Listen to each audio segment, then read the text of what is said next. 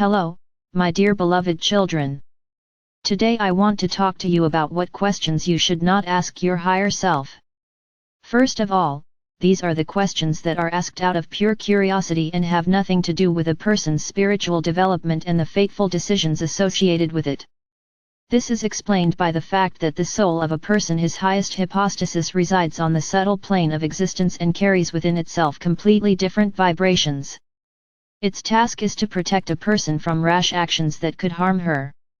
As for minor everyday problems and inappropriate curiosity, such questions carry such low vibrations that they cannot attract the higher self of a person, which resides in a world of higher vibrations, for an answer. And this means that according to the law of similarity, your interlocutors can only be astral entities.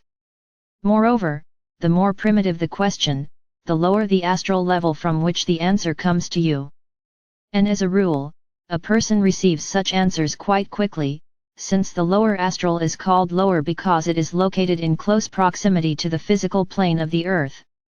But in order to establish a connection with his soul, a person needs to enter a state of altered consciousness, which increases his vibrations and allows him to rise to a higher level of his being.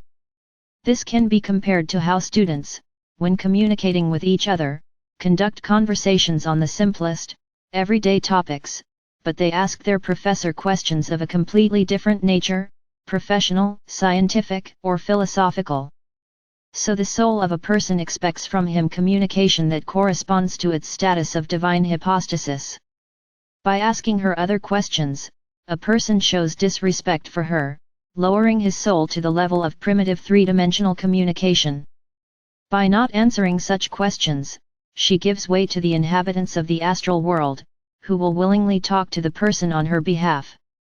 Always remember this, my dear ones, and, in order to avoid disappointment, do not turn to your soul with questions that are unworthy of it.